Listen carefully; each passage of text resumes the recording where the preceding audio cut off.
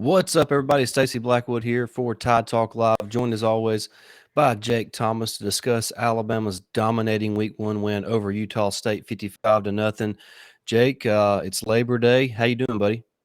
Doing good, man. There's a little bit of rain and some storms around our area, so we're trying to get this in before before any kind of electrical issue happens. But I'm glad to be here. I definitely don't want to go back to work tomorrow, though.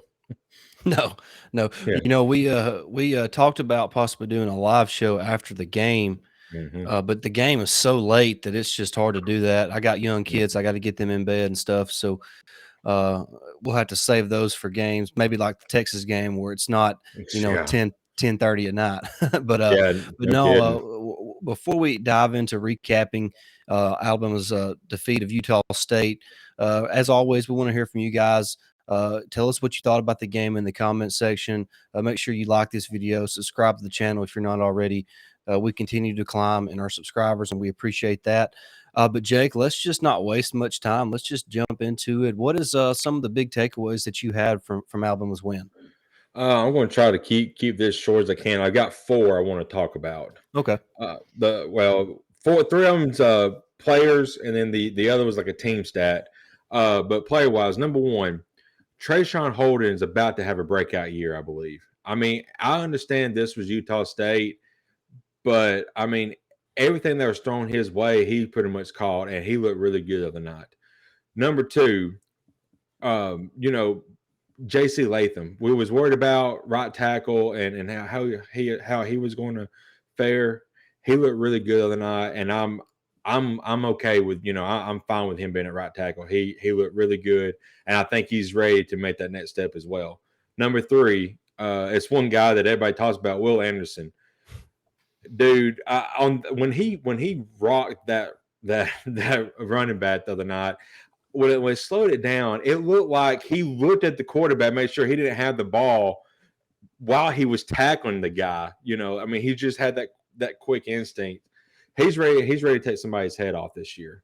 And the last thing, number four, the team stat that I really love: one penalty in the first half for the first unit. That is great to see that they're all in a cohesive unit. They're working well together. I think that was one false start, I believe, if I'm not mistaken. But other than that, now second half when the second and third team got in there, that had some issues. But the first team unit only one penalty, and that's been a big thing, for Alabama past years have been penalties from the first unit, and that's great to see that they're kind of gelling early in that aspect.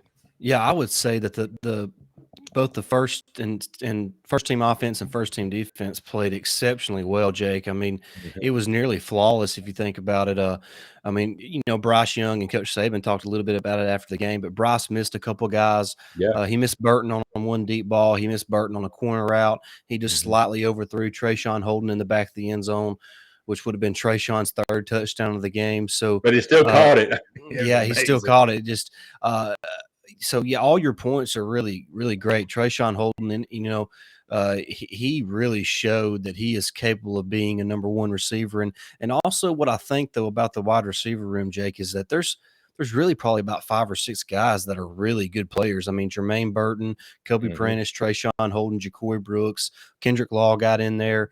So hmm there's a lot of young talent there in the wide receiver room, and all those guys can make plays. And you even saw Jameer Gibbs catch a ball. You saw Jace McClellan catch 2 passes Yeah. for touchdowns. So Rodell Williams caught a pass. I mean, there was a lot of I think 11 different players caught passes from Bryce Young, if I'm not mistaken, in the contest. So hmm just really incredible ball distribution from Alabama, and we talked about that before the game as well. That you might see that this year, a more wide receiver by committee approach from Alabama Right. instead of 2 guys really dominating from that position. And I was really pleased with the wide receivers. I thought Darian Dalcourt played the best game of his Alabama He career did. from the center position. I think he was hmm named one of the coaches' players of the game on offense for Alabama. So just really impressive performance by Alabama. That first team offense put up 41 points in the first half, really made it look easy.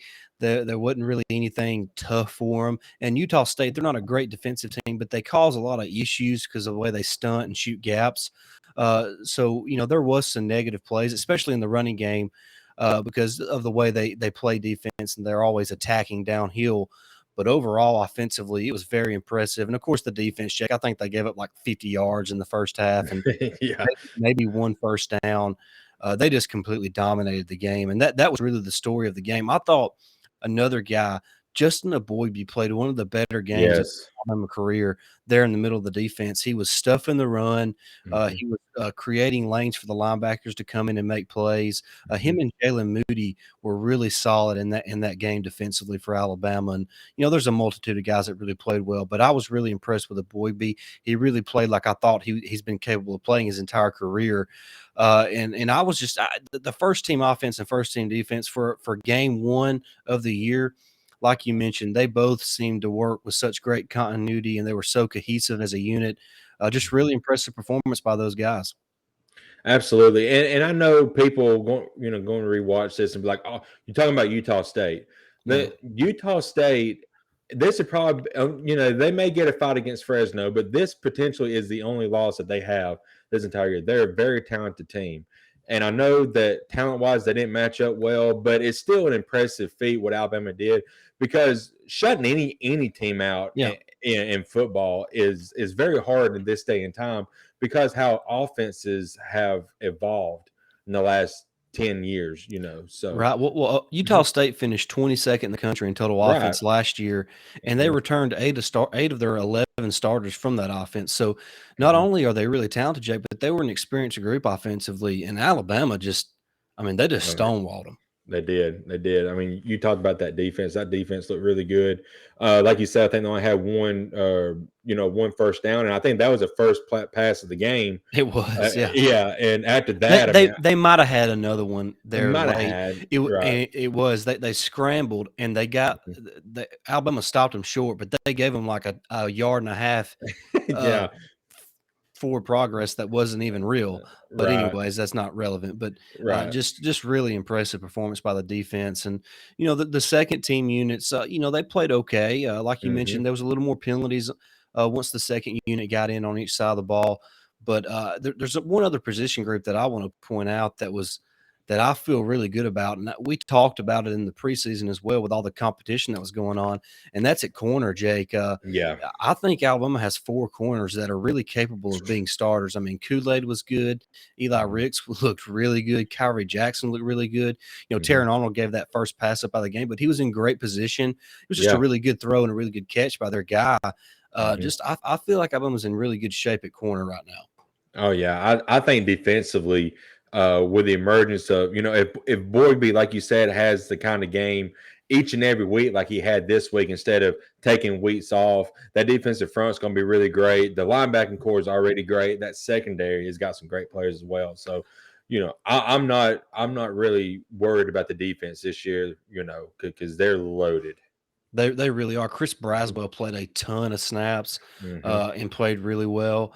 Jaheim Otis got in there a good bit and Yeah. played some, and so I'm really excited about what this defense is going to look like moving forward. And they're going to have a big test next week, Yeah. because Steve Sarkisian is going to throw everything at Alabama, and we'll talk about that on our preview show against the Longhorns. But as Hmm. far as this Utah State game, Jake, Hmm. just there's not much you can say. Look, I know it's Utah State. They are a solid group of five team, Jake. They're one of the better group of five teams, if we're being Right. honest. But Alabama made it look like, a cakewalk against those guys. And, Hmm. even Blake Anderson, Utah State's head coach, said it's, the best team he's seen in 30 years of coaching. And, I'm sure he's seen a lot of good teams. He was in Tuscaloosa a couple of years ago when Alabama dominated Arkansas State 57-7. So Yeah. he's seen a lot of good football teams. And for this to be, the best he's ever seen is quite the compliment. And I don't think I don't think that's just coach speak either. Exactly. And I don't want to say two more things. I got to give love to Jalen Milroe. Jalen Milroe looks like he's, going to be that next great quarterback at Alabama. Once his turn comes up, he looked really good or not. He did underthrow Christian Leary, one pass, but other times he was spot on. He looks really good and can scramble as well. And the other thing is, man, when they before the game started, Will Anderson has put on 40% more upper body power. The dude don't need to get any stronger.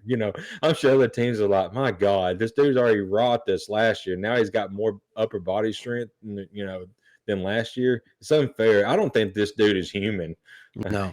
And Dallas Turner didn't really put up a lot of big numbers, but he was so disruptive throughout He the was. the game, Jake. He was in the backfield constantly, just Hmm. making plays, and I'm telling you, this was a really good performance. And we talked about the defense heading into the season, how they had a chance to be really special, and they got off to a great start. And Hmm. we're going to find out a lot more about this team next week because Texas has a great we know what Steve Sarkisian is, and we're going to talk about Hmm. that on our preview show. But we're going to learn a lot about this Alabama defense because there's not going to be many offenses that Alabama faces this year that has the play calling that Texas has. I mean, Hmm. they have the best running back that we're probably going to face all year in Bijan Robinson. So, Right. Bijan, I should say, Bijan. and he's a stud. So we'll Yeah. talk about that in the Texas preview show. But this defense is off to a great start. Despite the offense putting up 41 points in the first half, the rushing attack was not quite there the whole game. Had some big runs from both Bryce Young and Jameer Gibbs. Jason McClellan Hmm. broke a pretty decent run. Hmm. Roydell had a run of around 10 yards one time. So there was, it was a hit and miss on the running game. But and Bryce missed a couple deep balls that he wished he could take back. But Right. other than that, Jake, it was a really good performance all the way around for Alabama. Special teams did allow that punt to get blocked, which I'm sure is something that the coaching staff is not going to be happy with when they, I'm sure they've already reviewed the film, but that's going to be taken care of rather quickly, I imagine. Absolutely. When that block happened, I was like, dang, there goes the shutout, because I just assumed that Right. they would have at least get the field goal, but they went for it on fourth down, and the defense stepped up and made a great play, I, on I, in that I, series. So Yeah, I'll say this on the third down defense is so important, Jake. And hmm. you can give up yardage on first and second down as long as you stop them on third down. I think on third and fourth down conversions, Utah State was a combined 5 of 21. You're going to win a Right. lot of football games when you don't allow teams to pick up their third down opportunities or fourth down opportunities. So really Hmm. good job by the defense.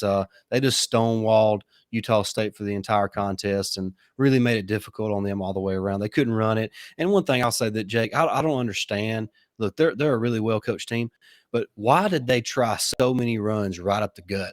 I don't know, that kind of confused I me. th- I think by the second quarter they had conceded that they had Yeah. no chance to win because Mhm. there was literally one possession. There was 3 straight plays where it was the same handoff right up the middle, and the same thing happened every time. They I got know. stuffed at the line of scrimmage. Yeah, I think it was in maybe the early part of the second quarter. Yeah, It was 3rd and 11. yeah. And again, that just shows how they respect, Dallas Turner and Will Anderson that much, that they don't want their quarterback to get murdered by That them. and that's a great point. That's probably Yeah. what was going through their head. Look, it's 3rd and 11. To pick up the first down, we're going to have really good protection, and we have no shot of blocking Dallas Turner and Will Anderson long enough to pick this up. Let's just hand it off Right. and count our losses and move on to the next possession. But Yeah. really good win by Alabama. It's a good way to Mhm. start the season. A shutout. You don't get many shutouts nowadays. And No. that crazy stat, Jake. They've had 24 since I don't even remember. I don't know if it was Coach Saban's first year or since 2009, something like that. But Mhm. 10 more than the next closest team. Yeah, Just incredible. I mean, that's it really is. incredible. It is. It's crazy how dominant this, the teams of years past have been, but this one truly has a chance to be special. Yep. They've got that it factor, and it's, last year's team kind of didn't have that it factor. This year's team does. Yeah, I agree with you. And we talked Yeah. about the it factor Hmm. probably after week 1 of last year. I don't Right. really remember, but we talked about that all season last year where they just seemed like they were missing something.